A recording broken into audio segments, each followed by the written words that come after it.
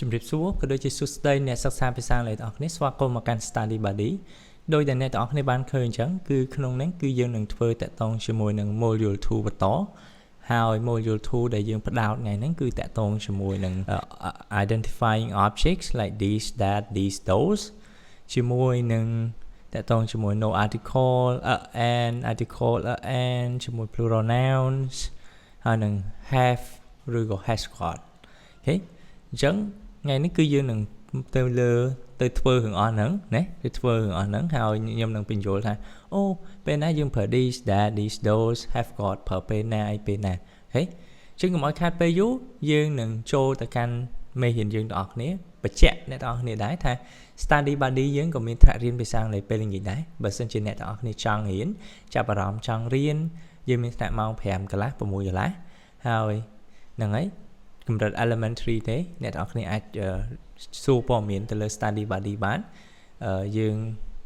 welcome អ្នកទាំងអស់គ្នាជានិច្ចហើយតោះអញ្ចឹងកុំឲ្យខាតពេលយូរយើងចូលមកកាន់មេរៀនរបស់យើងទៅអញ្ចឹងពេលណាតែយើងប្រើ these that these those ណាបើសិនជាយើងគិតបន្តិចណា these ហើយនឹង that ហ្នឹងគឺប្រើជាមួយនឹង singular noun បានន័យថាតែមួយទេបើសិនជានាមនឹងច្រើនយើងអាចប្រើ these that បានទេចំណែក these ហើយនឹង those គឺយើងនិយាយអំពី plural noun បានន័យថាពហុវចនៈច្រើនណាអញ្ចឹង these that singular these ហើយនឹង those plural ប៉ុន្តែបើសិនជាយើងនិយាយពីទីជិតទីឆ្ងាយ these ហើយនឹង these គឺនិយាយអំពី near object វត្ថុណាដែ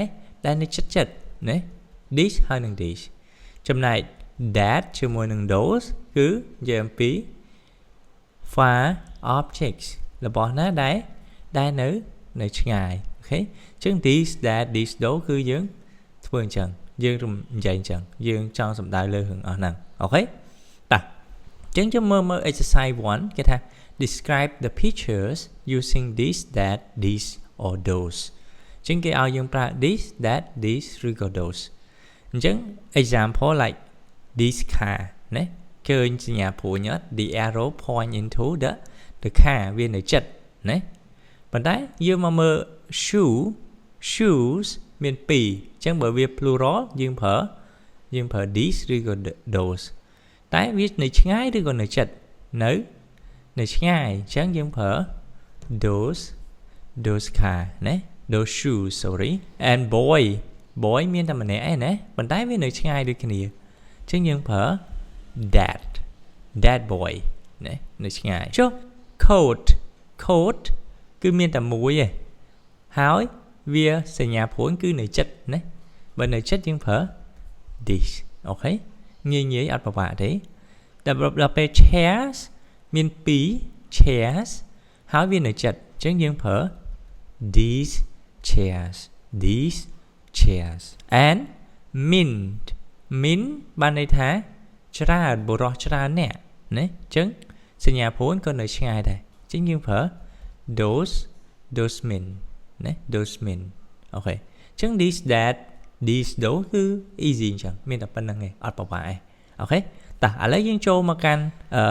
article and ឬក៏ no article ជាមួយនឹង plural objects អូខេអញ្ចឹងយើងមកមើលគេថា what's in the bag មានអីគេនៅក្នុងកាបូបហ្នឹងណា write and or no article ជាងដូចអ្នកនរគ្នាឃើញអញ្ចឹងមានអីគេនេះ telephone មាន key មាន books មានអីគេ photo camera passport ID អីចឹងទៅណាអញ្ចឹង what's in the bag ជាងយើងមកមើលបងប្អូនគ្នាគេថាមានអីគេនៅក្នុងហ្នឹងគឺ a mobile phone English dictionary មានអត់មានវចនានុក្រមភាសាអង់គ្លេសបើមានយើងដាក់ an English dictionary camera នេះ camera ណាមានដែរអញ្ចឹង a camera សិតតែនាមរាប់បានណាដល់ពេល address book អញ្ចឹងផ្ដើមឡើងដោយស្រៈអញ្ចឹងយើងប្រើ an address books ដល់ពេល keys មានច្រើនអញ្ចឹងយើងអាចដាក់ a key បានទេអញ្ចឹងយើងដាក់ no articles keys ណា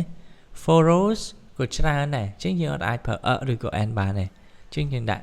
photos no article a diary សភៅកំណត់ហេតុណា and identity card and identity card ណាបានន័យថាអត្តសញ្ញាណប័ណ្ណអូខេអត្តសញ្ញាណប័ណ្ណអូខេ